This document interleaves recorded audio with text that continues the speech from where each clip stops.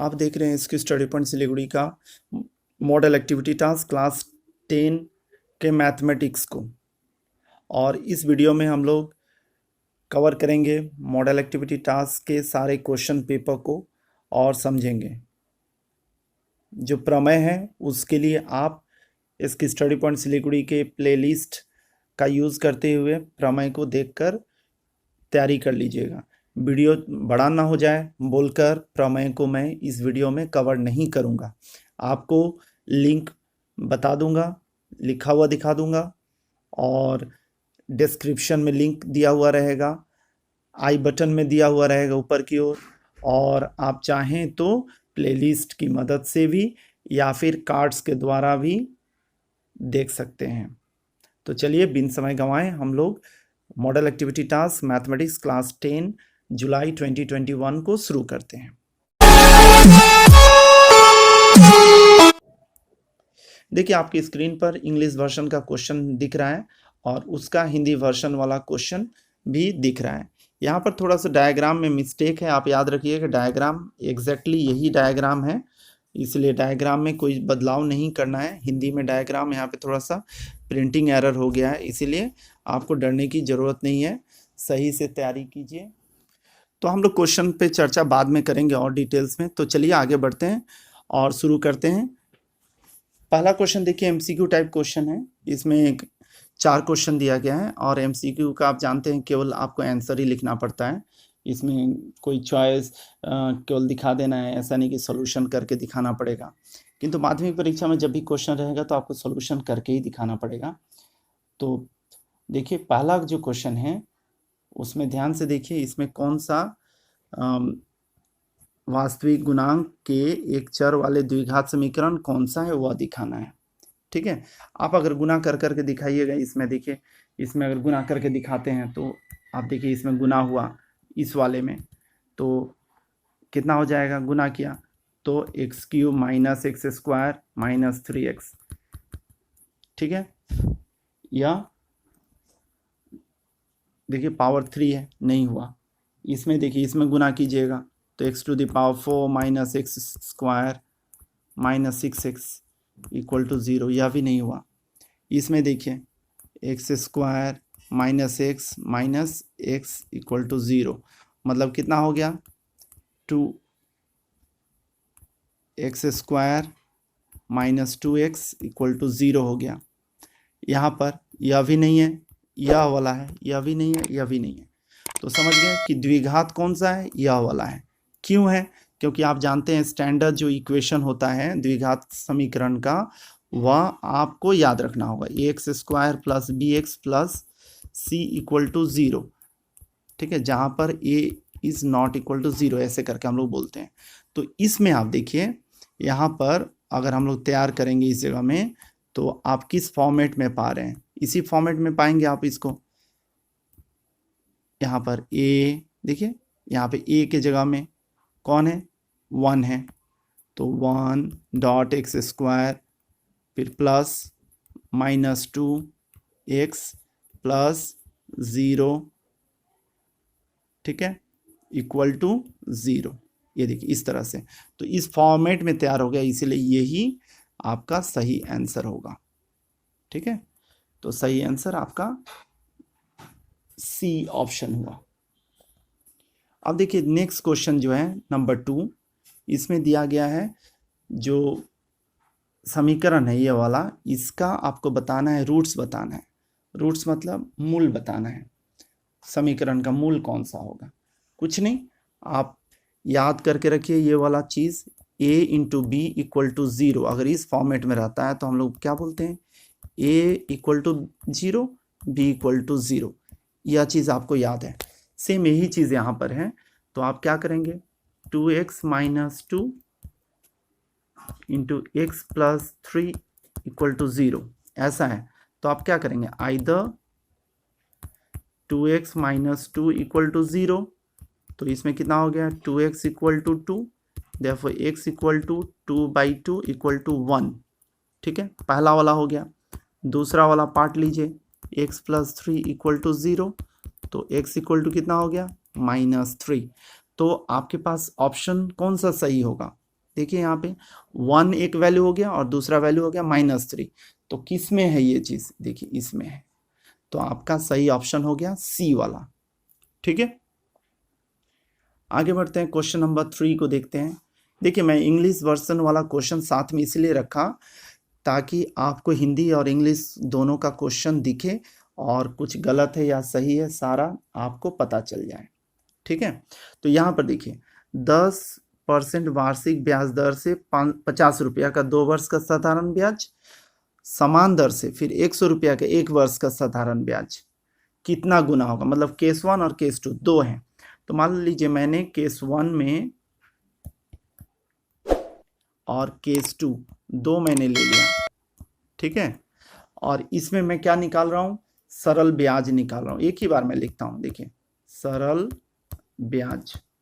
तो सरल ब्याज बराबर आप जानते हैं मूलधन गुना, फॉर्मूला जानते हैं तो फॉर्मूला लिखने की जरूरत नहीं है, आप समझ गए। यहाँ पे मूलधन गुना दर गुना कितना है, समय। तो देखिए यह हो गया मूलधन P, दर हो गया R, और यह हो गया T, समय।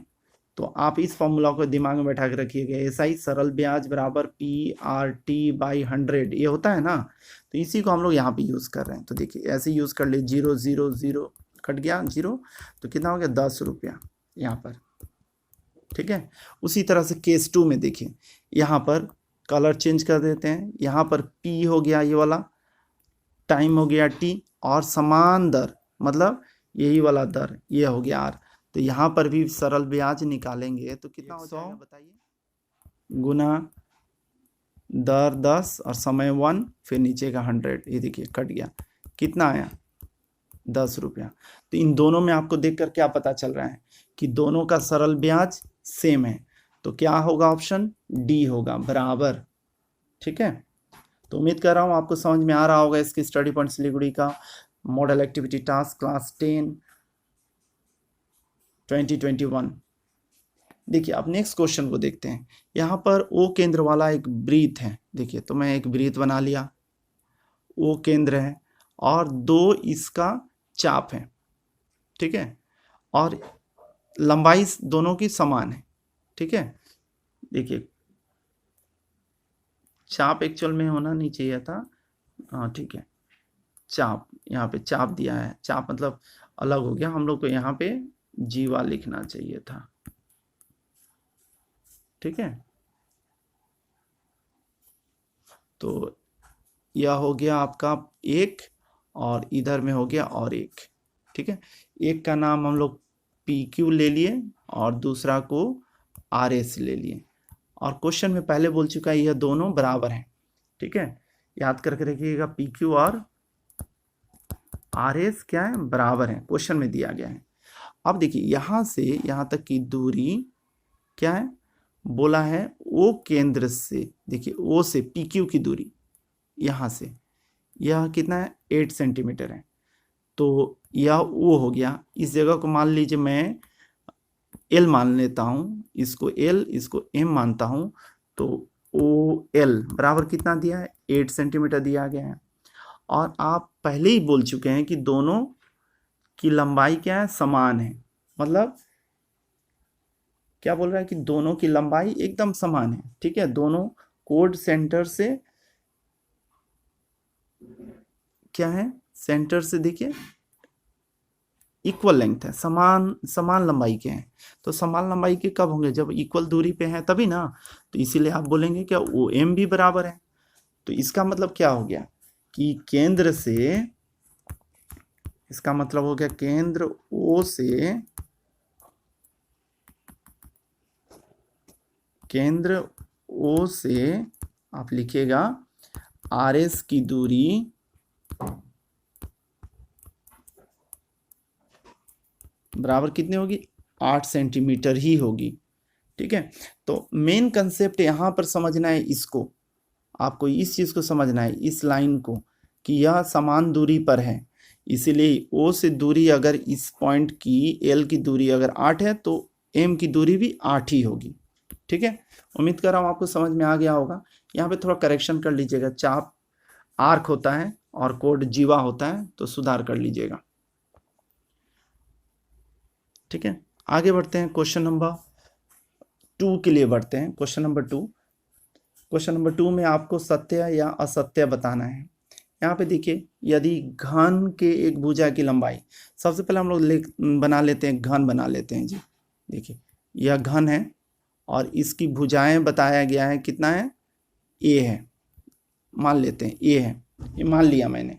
तो अब जब इसका घन का आयतन निकालना है मुझे, यहाँ पर देखिए आयतन, घन का आयतन निकालना है, तब क्या होगा। तो जब घन का आयतन, भुजा मैंने मान लिया है कि भुजा कितना है, ये है, तो आयतन कितना हो जाएगा। आप जानते हैं आयतन का फॉर्मूला क्या होता है, भुजा होल क्यूब है ना, तो ए क्यूब हो गया। फिर सीसी आप लिख दीजिए, या घन सेंटीमीटर लिख लीजिए। क्यों घन सेंटीमीटर, क्योंकि मैंने यहाँ पे सेंटीमीटर में लिया है। ठीक, यह मैंने माना है। तो अब अगर इसकी भुजा को क्या करेंगे, आधी कर देंगे। देखिए भुजा की लंबाई को आधी कर देंगे। आधी कर देने से क्या हो जाएगा, ध्यान से देखिए, नई भुजा कितनी हो जाएगी, हाफ हो जाएगी क्वेश्चन के अनुसार। तो आयतन कितना हो जाएगा, देखिए आयतन उसी तरह से होल क्यूब हो गया, भुजा का कितना हो गया 8, ए क्यूब बाई 8 मतलब कितना 1/8 गुना ए क्यूब घन सेंटीमीटर। ये चीज़ समझ लीजिए आप। इसका मतलब 1/8 भाग हो जाएगा पहले का, तो सही है ना। तो आप क्या लिखिएगा, आपको तो एग्जाम में केवल सत्य लिखना है, कैसे हुआ वो तो नहीं बताना है। ठीक है, तो यह सत्य हो गया, बस आप यही लिखिएगा। या ट्रू करने के लिए बोला है तो ट्रू लिखिएगा। आगे बढ़ते हैं नेक्स्ट क्वेश्चन को। देखिए ये क्वेश्चन बहुत ही आसान क्वेश्चन है। इसमें दिया गया है, देखिए a/2 = b/3 = c/4 दिया गया है।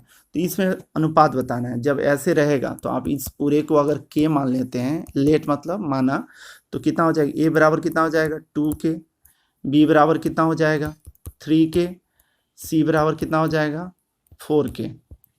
समझ गए। तो इसलिए अगर हम लोग डायरेक्टली एक ही बार में अगर लिखना है तो a/b/c कितना हो जाएगा 2k/3k/4k, मतलब काटने से कितना हो गया 2:3:4 इतना हुआ। कोई ज़रूरत नहीं है कि के मान के ही करें, आप डायरेक्टली अगर इस तरह का फॉर्मेट में है तो आप डायरेक्टली लिख सकते हैं। क्या लिख सकते हैं, एक ही बार में, कोई सोचने की ज़रूरत नहीं है। a/b/c बराबर 2:3:4 डायरेक्टली आप लिख सकते हैं इस लाइन को। ठीक है, इसलिए अगर आप यहाँ पे चेक कर रहे हैं इस जगह में तो देखिए नहीं मिल रहा है, तो यह क्या हो गया असत्य। ठीक है, असत्य यह हो गया।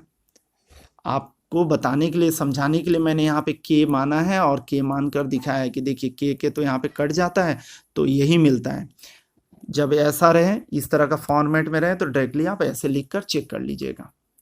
आगे बढ़ते हैं, क्वेश्चन नंबर 3 को देखते हैं, जो सरल चक्रवृद्धि ब्याज के ऊपर में है, कंपाउंड इंटरेस्ट, देखिए कंपाउंड इंटरेस्ट के ऊपर में है, यहाँ पर दिया गया है, इसको बनाना है। कुछ एकदम इजी है, क्योंकि कंपाउंड इंटरेस्ट अगर आप जानते हैं तो इजीली आप बना सकते हैं। कंपाउंड इंटरेस्ट में आप जानते हैं, यहाँ पे देखिए दिया गया है कि मूलधन P है, चक्रवृद्धि ब्याज दर R है, तो मूलधन दूसरे वर्ष का मूलधन मतलब पहले वर्ष का मिश्र धन, तो क्या होता है A = P × 1 + R/100 होता है फॉर्मूला।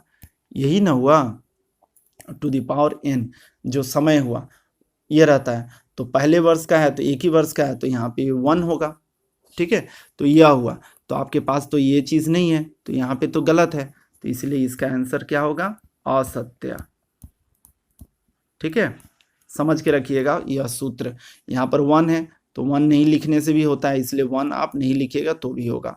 पहला वर्ष का मिश्रधन दूसरे वर्ष का मूलधन बन जाता है। ठीक है, आगे बढ़ते हैं, क्वेश्चन नंबर 4 को देखते हैं। क्वेश्चन नंबर 4 थोड़ा सा ध्यान देने वाला है। यहाँ पर थोड़ा सा क्वेश्चन में करेक्शन कर लीजिएगा, ये वाला हिस्सा ऐसे है, बाहर की ओर है। ठीक है, ये वाला हिस्सा बाहर की ओर है, इसीलिए उसी तरह से देख के आपको समझना है। क्यू पॉइंट जो है वो यहाँ पर है, ठीक है। अब देखिए इस क्वेश्चन का इस डायग्राम को लेकर मैं बता रहा हूँ, आप ध्यान से देखिएगा।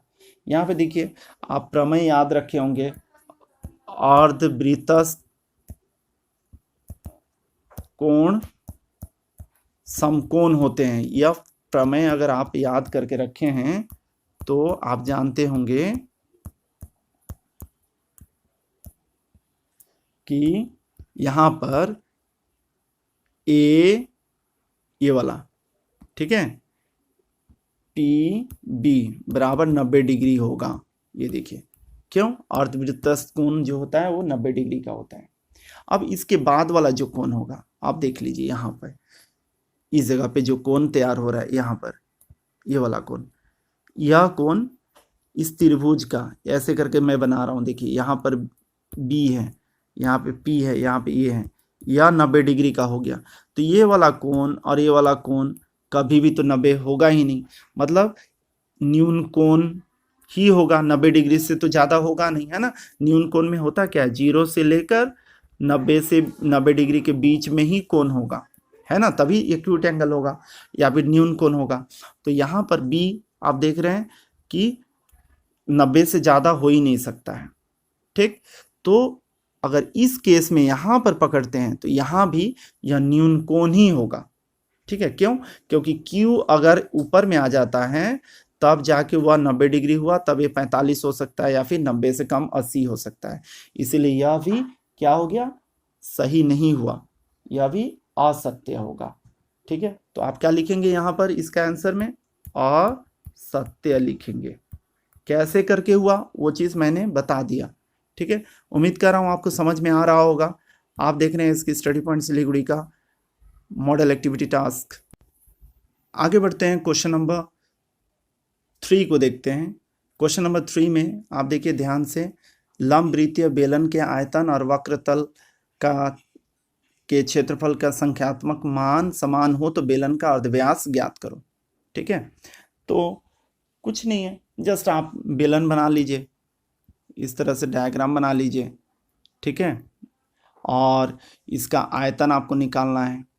इसका अगर मैं r मान लेता हूँ अर्धव्यास का और इसकी लंबाई h मान लिया, तो आयतन बराबर कितना होगा ये सब मान के आपको दिखाना है। तो माना, या फिर पहले माना नहीं लिख के आप ऐसे लिखें, लंबवृत्तीय या वृत्ताकार बेलन के लिए आप ऐसे लिख लीजिए, माना अर्धव्यास, किसका अर्धव्यास, बेलन का, यहाँ पे r हो गया, और लंबाई जो हो गई या ऊंचाई या लंबाई जिसको बोले हम लोग h मान लिए। तो इसलिए आयतन कितना हो जाएगा बताइए। आयतन फॉर्मूला जानते हैं आप, पाई r स्क्वायर h, ठीक है। घन इकाई, हम लोग यहाँ पे इकाई नहीं बता रहे कि सेंटीमीटर है या मिलीमीटर है, वो नहीं लिखे, इसलिए घन इकाई मैं बोलूँगा। अगर मैं इसको सेंटीमीटर बोल देता, मान लीजिए यहाँ पे सेंटीमीटर ही बोल देता हूँ, चलिए सेंटीमीटर ही बोलता हूँ, तब यहाँ पे मैं क्या लिखूँगा, घन सेंटीमीटर लिखूँगा। इस चीज़ को आप दिमाग में बैठा के रखिएगा। यहाँ पर तो cc हो गया, तो मैं cc लिखूँगा, ठीक है, cc घन सेंटीमीटर। फिर हम लोग क्या करेंगे, वक्रतल का क्षेत्रफल निकालेंगे, पार्श्वतल का। वक्रतल मतलब पार्श्वतल होता है जी, याद रखिएगा। वक्रतल का क्षेत्रफल बराबर कितना हो जाएगा, 2 पाई r h होता है, याद रखना है ये फॉर्मूला। आप क्वेश्चन क्या बोल रहा है, क्वेश्चन बोला है कि ये दोनों संख्यात्मक रूप से क्या है, बराबर हैं, ठीक है। बाई क्वेश्चन आप लिखिए और बताइए कि ये दोनों बराबर हैं। Pi r square h equal to 2 pi r h। अब देखिए इसमें कटने वाला कौन कौन सा है, देखकर ही आपको पता चल रहा होगा। तो कट गया, पाई पाई कट गया, r कट गया, h h कट गया, तो यहाँ पे r इक्वल टू 2 मिला। तो इसका मतलब क्या हो गया, आपने बेलन का अर्धव्यास कितना निकाला, बेलन का अर्धव्यास आपने माना था r माना था, तो तो r बराबर कितना हो गया, 2 हो गया, और व्यास बराबर r जो है, और इसको हम लोग माने हैं कितना, 2, तो 2। तो इकाई, चूंकि इस क्वेश्चन में इकाई नहीं दिया है इसलिए आप केवल इकाई लिखेंगे, ठीक है। तो इकाई सेंटीमीटर में आपने माना है तो यहाँ तक सेंटीमीटर है, किंतु पूरे क्वेश्चन में तो सेंटीमीटर नहीं है, इसलिए आप केवल यूनिट बता दीजिएगा कि इसका कितना है, इतना है बोलकर बता देना है। उम्मीद कर रहा हूँ आपको समझ में आ रहा होगा इसकी स्टडी पॉइंट सिलीगुड़ी का या क्वेश्चन आंसर वाला मॉडल एक्टिविटी टास्क। अब देखिए नेक्स्ट क्वेश्चन, जिसमें करनी से क्वेश्चन दिया गया है, आपके पास दिया गया कंजुगेट सर्ट्स दिया गया है, ठीक है। कंजुगेट सर्ट्स आप जानते होंगे, पूरक करनी जिसको हम लोग बोलते हैं, पूरक करनी, इसको हिंदी में और एक नाम याद रखिएगा, पूरक करनी बोलते हैं। तो बताना है कि ये वाला इसका पूरक करनी है, ये बताना है, ठीक है। कैसे, इस चीज़ को आपको समझ के रखना होगा। सबसे पहले आप ये परिभाषा लिख लीजिएगा, किसी द्विघात करनी के करण निवारक उत्पादक के साथ उस करनी का योगफल या वियोगफल दोनों मौलिक संख्या हों तो उसे इस मिश्र द्विघात करनी की पूरक या अनुबंधी करनी कहते हैं। इस लाइन को लिख लीजिएगा, और कुछ करना नहीं है, बस इसमें क्या करना है, आपको ऐड करना है एक बार और एक बार घटा देना है। तो 7 + √2, इसके साथ में 7 - √2 को ऐड कीजिए, देखिए ब्रैकेट्स हटा दिए तो कितना हो गया, ये वाला लाइन, उसके बाद में कट गया तो कितना हो गया 14। यह भी मौलिक संख्या है, देखिए मौलिक संख्या है मतलब मूलद संख्या है, ठीक है, मूलद संख्या है, यह लिख दीजिए। उसके बाद में और एक बार घटा दीजिए इसको, नहीं गुना कर दीजिए, गुना कीजिएगा तो कितना हो जाएगा 7 - √2 × 7 + √2, यह दिया गया है। तो यहाँ पे कितना हो जाएगा 49, यहाँ पे √2 कितना हो जाएगा, देखिए 2, तो 47, यह भी मूलद संख्या है। तो इस तरह से अगर तैयार हो गया तो आप क्या बोलेंगे, यह पूरक करनी है, यह एक दूसरे का। तो इस तरह से आप सिद्ध कर सकते हैं, लास्ट में लिख दीजिएगा, अतः ये कंजुगेट हैं, ठीक है, कंजुगेट सर्ट्स हैं, ऐसे करके आप लिख दीजिए, बस इसका सॉल्यूशन साबित हो गया। उम्मीद कर रहा हूँ आपको समझ में आ रहा होगा।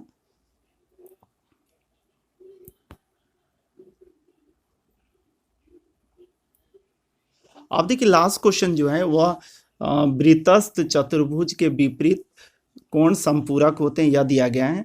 इस प्रमेय को मैं इस वीडियो में नहीं बताने वाला हूं, आपको मैं यहाँ पर प्लेलिस्ट का दिखा दिया लिंक, इसको देखकर आपको उतारना है, या फिर वीडियो का यह लिंक जो है, इस लिंक को आप कॉपी कर लीजिए, इसको क्लिक कीजिए आप लिखकर यूट्यूब पे, तो भी आप देख सकते हैं इस वीडियो को, या फिर आप इसको 5 मिनट 40 सेकंड का वीडियो है, जाकर देखिए, आपको यह प्रमेय समझ में आ जाएगा और नोट डाउन भी कर सकते हैं। तो और समय नहीं लेता हूँ, वीडियो बहुत बड़ा हो गया है। Thank you very much for watching इसके स्टडी पॉइंट सिलीगुड़ी।